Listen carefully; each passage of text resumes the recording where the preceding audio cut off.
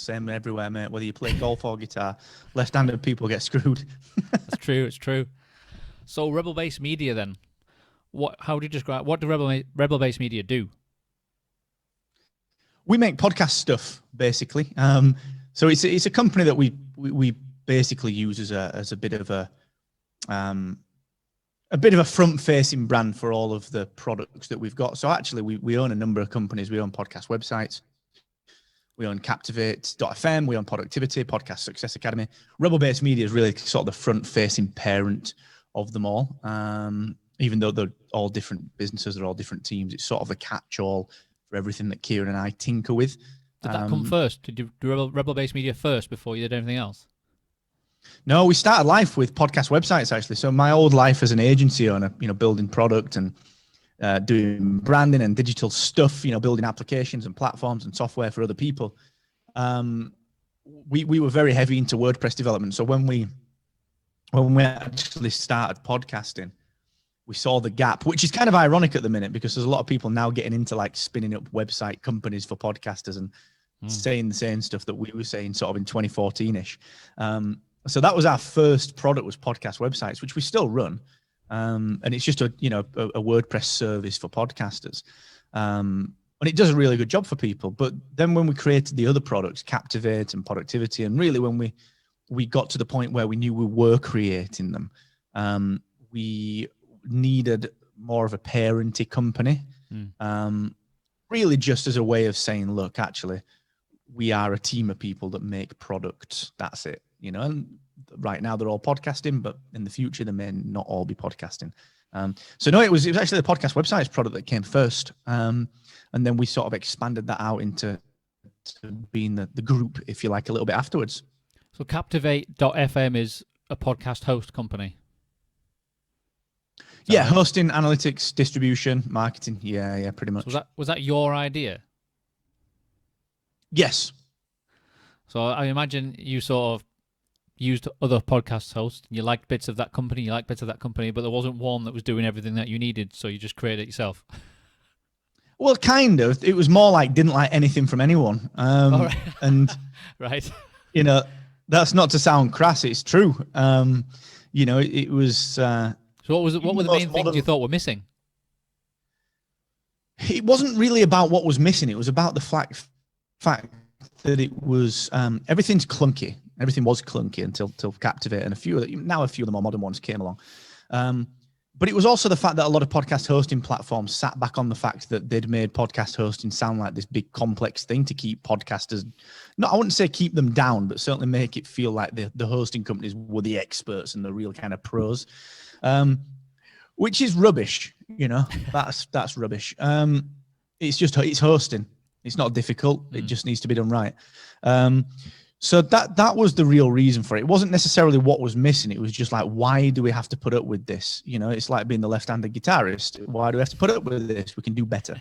And that was the goal. That was the reason behind it. But I think one of the interesting things with Captivate has come just because I've been so prolific in podcasting, and I'm not saying that to sound like I know everything in podcasting, because I really don't. But, I've published over 1,100 episodes of my own shows. And, for the most part, Captivate is built on the foundation of me being annoyed. Why do I have to choose a publish time every single time I publish an episode? We'll invent default publish times. Why do I have to do a sponsor kit every time a sponsor wants me? Or we'll just create an automatic one. Why do I have to do this? Why? And that's what's happened with Captivate. Everything that I get annoyed with, it gets built. It's brilliant. And I say that not to sound flippant and not to sound sort of sassy, but more from the perspective of, day-to-day podcasters and podcast enthusiasts make up the vast majority of podcasting. 98, 99% of podcasts out of the 2 million that are out there are not big shows. They're hobbyists like you and I, and the people like you and I publicizing and publishing what we want to talk about. So, why should we have to deal with the annoyances? So the goal was to make life a bit easier for me. And then it sounds like you're doing a good job. The person who introduced me to you was Anthony Binley. And he was telling me things like you would get suggestions or feedback about, I wish someone could do this, or what about this? And you would go on give me a minute, and you'd email back in a couple of days. Yeah, we're putting that out in the next update. And I love stuff like that. You don't normally hear things like that. It just gets lost in the ether, and eventually it might come out in an update 6 months to a year down the line, but you never hear in the meantime. Yeah, it's a pain in the ass, you know. You've got to be responsive and receptive with your users, you know, because they're all paying you money. You know, these people paying us 10, 15 quid a month, and it's sort of why would you assume that you know more than the person using your platform every single day? It's kind of silly. You know, it's a weird arrogance with a lot of software companies. I remember a social media on your users, really, shouldn't it? Exactly. So I remember a social media platform. I won't name them, but they use Intercom for their support. This is a great example of this. They use Intercom for their support, right? And we use Intercom for our support. So I know for a fact that you can just show people the history of the conversations by default, you know, the support conversations that you have. Anyway, this social media company, they didn't do that. They wanted me to pay extra to see my conversation history. So I was like, oh, what? This is stupid. Why would I do this? Because I'm just going to send more and more messages. If you want me to create 50 brand new conversations, that's cool. I'll do that. So anyway, I put this request and I was like, look, this is silly. Like, what is going on? And I got a snotty email from the CEO, right? And it started like this. Hi, Marc. I'm on holiday, but responding to you because this is... I was like, I don't give a shit whether you're on holiday, mate. Like, what's that got to do with me? If you are choosing to be on holiday and reply, that's your issue, dude. So the reason that I say that is not to sound, again, like a tool. It's more to say that, you know, we as businesses can't exist without users. So the users have to be first. And that's what a lot of podcast hosting companies, especially some of the incumbents, never really did, because they'd been in, and this is a real massive thing that they go on about. You know, we've been in podcasting since 2005. Brilliant. You can tell because you're acting like it. And that was the big gap in not just hosting, but the podcasting industry overall. So like the last 2 years, the industry's accelerated that much because people are actually thinking about it and actually pushing the boundaries and not just accepting that we do this thing because we've done it since 2005. You've got to adapt. That's fascinating. You've got to adapt and go with it, haven't you? Do you think... Yeah, and it's not... I don't think it's just the adaptation and going with it. I think it's more about going where it's never gone. Like, we can take things forward as a hosting company into places where it's never been done. So can other hosting platforms. And I think it's podcasters now don't have to make tweaks, which I think is key. You know, they can actually choose progression. That's true. Yeah. So what would you say separates Captivate from most of the podcast hosts? Well, the tagline is we're the world's only growth-oriented podcast host. Yeah. So that basically means that we do two things. Everything that we release, and we release features every Thursday. So every single Thursday, there's a new update comes out. And we release every feature that we do release is run through a filter. And that filter's got to hit one of two things. And the first one is, does this actively help people to grow?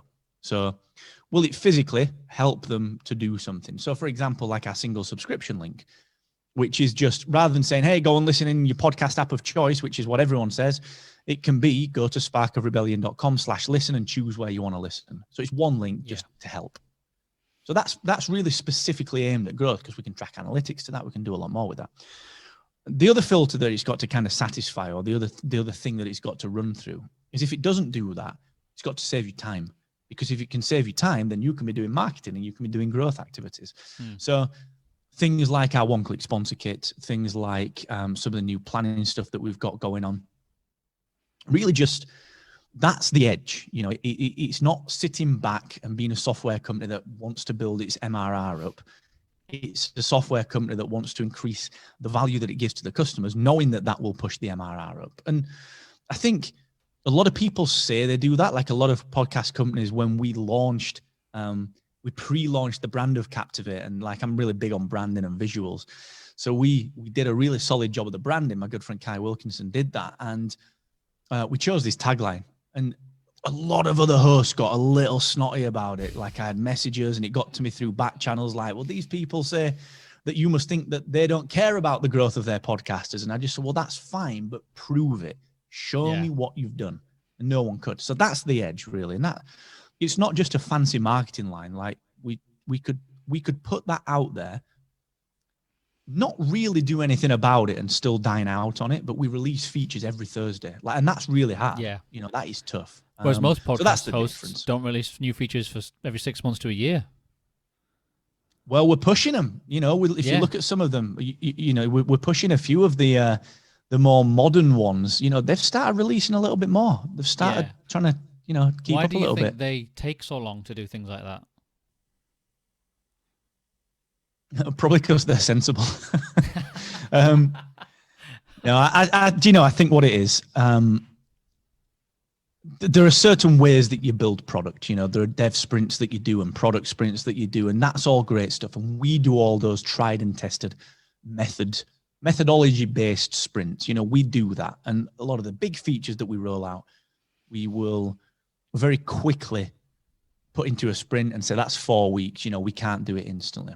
I think the thing that a lot of people miss in product dev, and not just podcast hosting dev, is that they forget that users really just want helping out. So if we can do a quick win, like we've got a release coming up, just looking at the schedule on the other screen, we've got a release coming up over the next couple of weeks, which is all about just helping you to track private subscribers and what they've downloaded. So, if I've got an internal podcast, like which of my employees has downloaded that episode, very simple, very, very simple. A lot of people would add that to a sprint. What we do is we reserve a little bit of development time for mop-up work and for tinkering work and a little bit of a playground. And that's how these quick releases can get done. So I think that's the difference. And it's not, all joking aside, the sensibilities are there. You have to do the structured and methodical dev sprints. You have to do that. But I think a lot of people then forget about the serendipitous quick wins that you can give people. And I think that's probably where we've consciously decided to stand out a little bit. Oh, that's cool. Where did the name Captivate come from? That was actually from my good friend Jess Kupferman, who runs She Podcasts.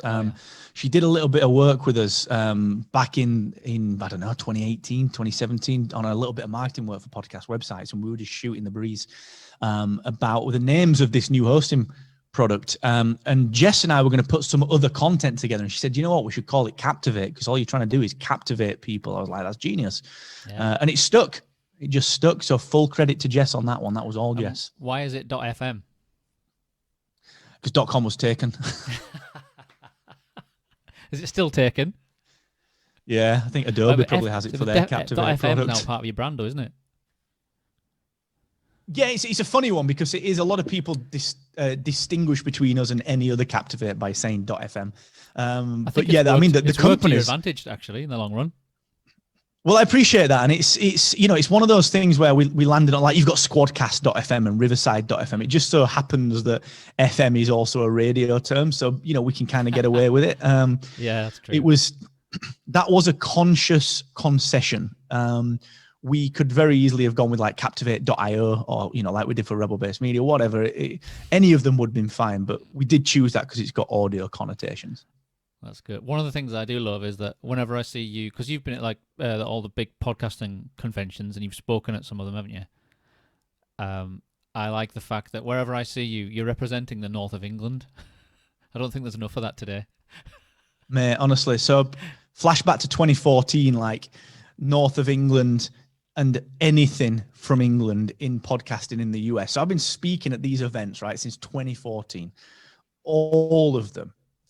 This is where I started the business, threw my own money into just traveling to these events. And that's why I've now got this tag. If you go to my LinkedIn or if you go to, my website, That British Podcast Guy, because I was literally the only one there. I was literally, I would turn up the podcast. That's where it came from. Because it was like, who's Marc? It's That British Podcast Guy. Honestly, it started at NMX. I think it was 2015 actually.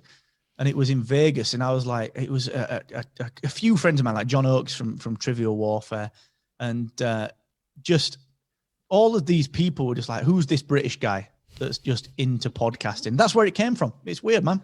And your accent, you haven't diluted it much, really, have you, over the years? It doesn't sound like you have.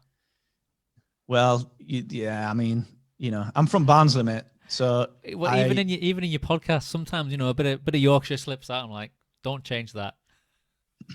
I know what's tough about it is that, so I've got like this weird sort of hybrid, because when I was like 18, I moved down to the south. I moved down to Crawley and lived around in that region, like Brighton and kind of Reading and all around there. So I had to dumb the accent down because no one could understand me. So I was really northern. And then I started working, doing contract training, freelance training for like the MOD and a few other places. So I was up and down the country, from Scotland down to Carlisle, down to Newcastle, down to where I live, literally 100 yards from my house, right down to the south of England in Bournemouth. And I had to drop the accent a little bit because people really couldn't understand it. So what happens is when I'm podcasting, I've got this weird hybrid where if you're northern, you'll probably get a bit more north. If I'm drunk, you'll get all the north. And it's like this weird accent, man. It's almost like, when you see these entrepreneurs that are like, they always want this US sort of, I go to America a lot. And they start talking like Americans when they get to America. Like, I'm like that, but just English. Like, I don't really have that American angle. So it's just weird, isn't it? I've had something similar because I'm from Newcastle originally, and I lived there until I was 16, 17, and now I live in Cumbria. So my accent's just gone because when I first came over here, I had to repeat everything I said and talk slower and slower. So it just kind of waned out of me. But I know what you mean, though. But yeah, I don't think there's not enough northern people in media in general. I don't think, especially not like right at the top. Yeah, we're starting to just get there though. We've got me and Kieran, and most of our team is northern. We've got Sam and Rach and Tiff and a few of those guys. Then we've got like a few other people, like Ant obviously is northern, and Vic Turnbull from over in Manc. And then, but then you're right. It's like it's all the London people, innit? Or it used to be all the London people. But I feel like we're getting there. We are picking up a little bit. Yeah, that's what I like about their Pods Up North event, focusing on things outside of London. Even like with their sponsors and their vendors, trying to keep everything local. I really like that idea. It's just a shame COVID's kind of got in the way for now. Screw COVID. Yeah, I was wondering how much has affected you much overall. I put weight on. I'm now a fat shit. Yeah, I joined the club, and my hair's gone terrible. My hair was already going terrible, mate. Like, I've got the world's worst receding hairline. The only person that's got a worse receding hairline than me is my dad. So, like that's always been bad. What has it done? So what was weird is, and again, I don't want to sound like one of them like goon entrepreneurs, but because podcasting is largely in the US, and we do a lot of work with everyone from like Apple, the distribution partners, through to the podcasters. A lot of our time is in the US, man. We are in the US a lot. And up until last year, I was 4 or 5 months of the year in the States. And that's been the big problem. Sam and I, this time last year, 3rd of March, we were at Podfest in Orlando. Oh, no, we weren't. We were at Social Media Marketing World in San Diego. And so what we'd done is we went out the 8th of February with the intent of doing 3 months out there. There was, I was speaking at Podcast Movement Evolutions in LA. We had some meetings out with some people, like the wonders of the world out there in LA. And then we had Social Media Marketing World, some partner stuff in San Diego. And it was then Orlando and then some New York stuff. So that's where our business takes place, because it's podcasting. So we intended on being out there for like 3 months, and it got to about this time last year, almost to the day. So we're at Podfest, and there's all this news of this, this virus starting to just, there's been 9 cases in Florida, and you're like, well, wait a sec. Should we be worried about this? And at this point, you've got, some people being really cautious. You've got other people not really giving a crap. But we're at this conference with like 2,000 other people. So it's playing on the back of your mind. Anyway, fast forward 3 or 4 days, the conference finishes. Kieran and Ed had flown over from the UK. We were all in Orlando. They were going back. We were debating, right, we've got another 2 conferences in San Diego. Should we go back because of COVID or not? Like, it was tiny at this point. There was 9 cases, not in Florida, but in Orlando at that point. So we were thinking, well, San Diego's fine when you look at the stats. Southern California was doing fine.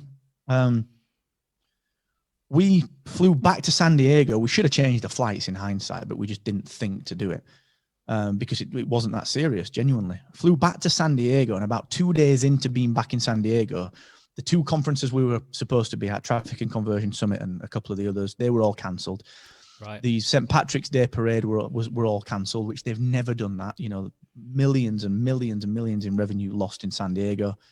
The Walmart shelves that we were in were empty.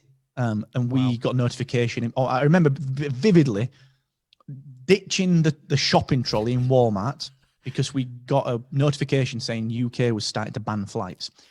So we had 6 weeks left in San Diego. So I laid it on with the Airbnb people. They credited all of the money for the 6 weeks they credited. So they were in front of it. Props to them. We got all the money back pretty much from Virgin and just booked a flight. The last flight, it turns out, we didn't know this.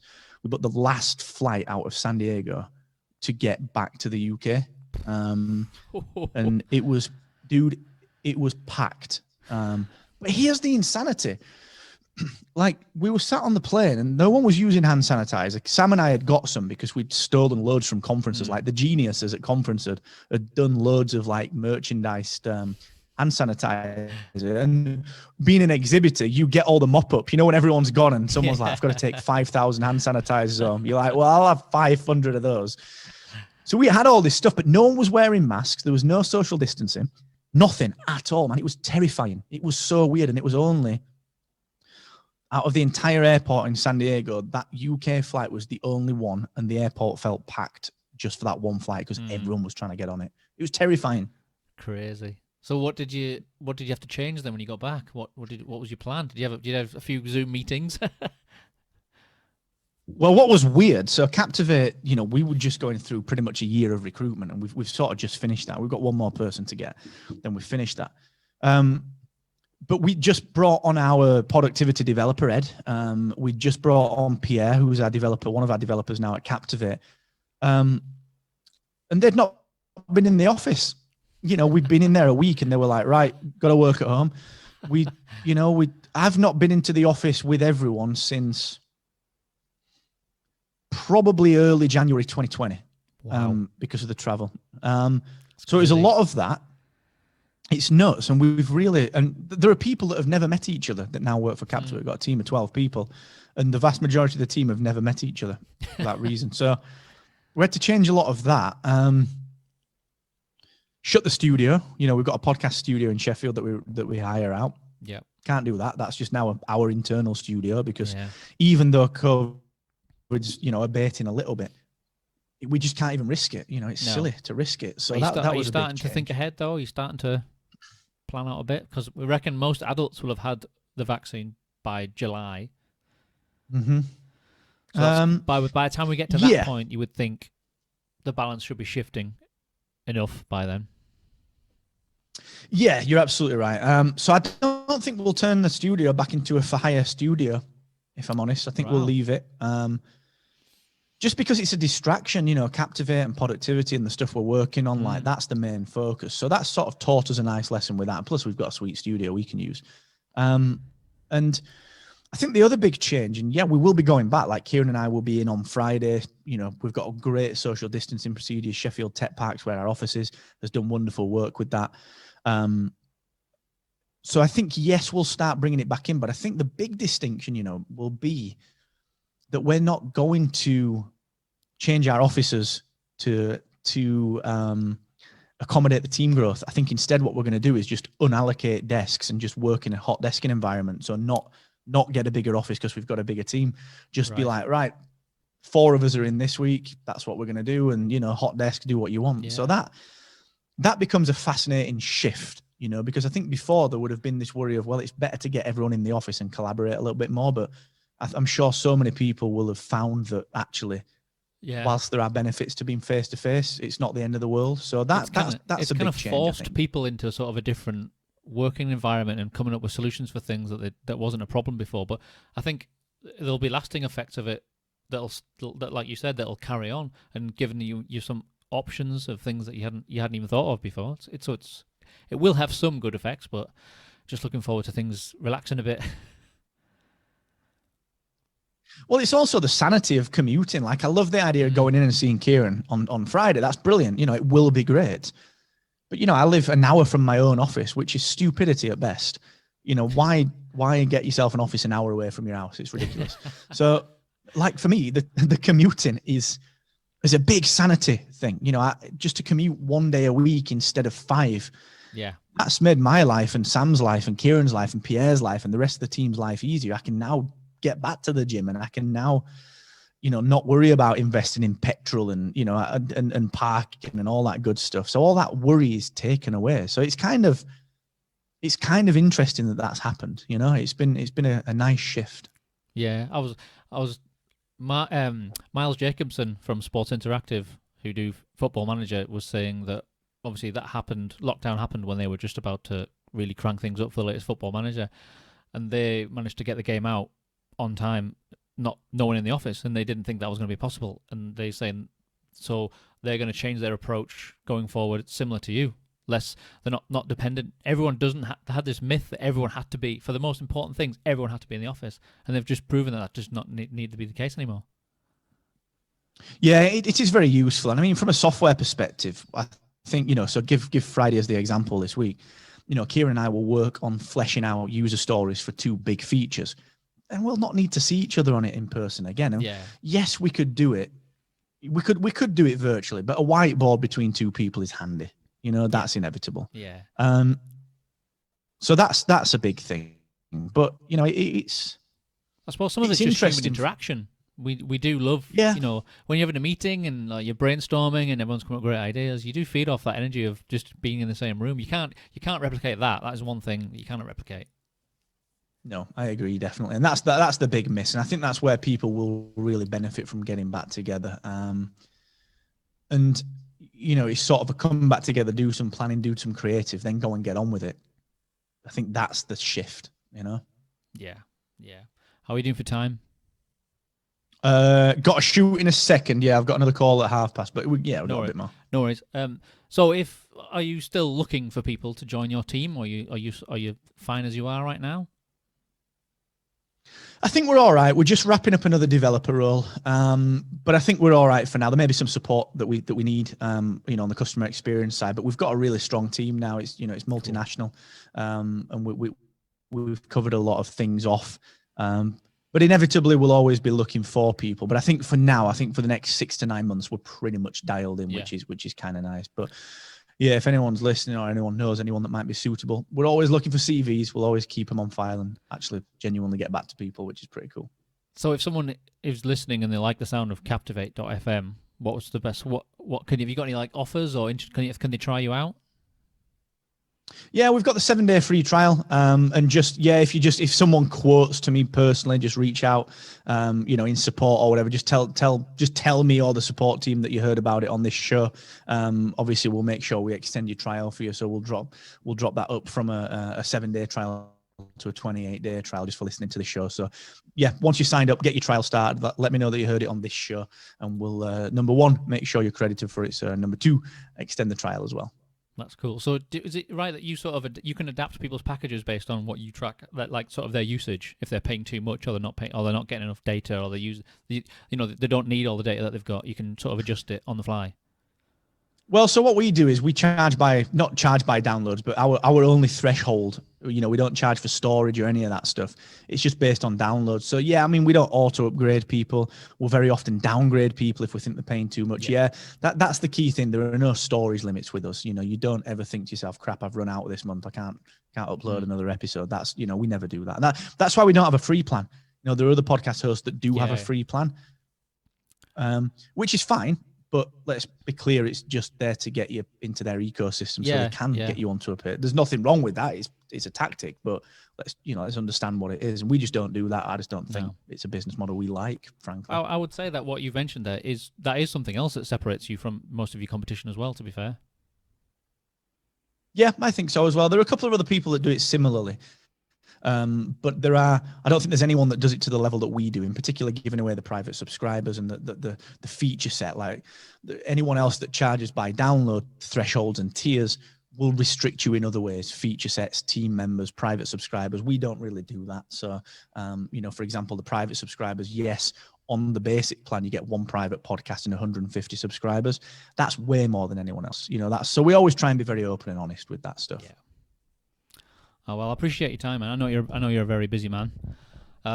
Hopefully we can do this again down the line when we're out of this situation. I'll like I say, I'm similar to you. I don't normally do it this way. I have a studio where people come to me up in Cumbria. So if you ever, in a year's time, if you're ever coming up further up north and you want to visit, there's always a seat waiting for you. Well, thank you so much, man. Yeah, I'll be always up for that. It's never a problem place to visit. It's always nice to go up there. So yeah, I'm game for that, buddy. Nice one. All right, I'll speak to you soon then, man. Take care. Cheers, bud. Thank you. See ya. Bye.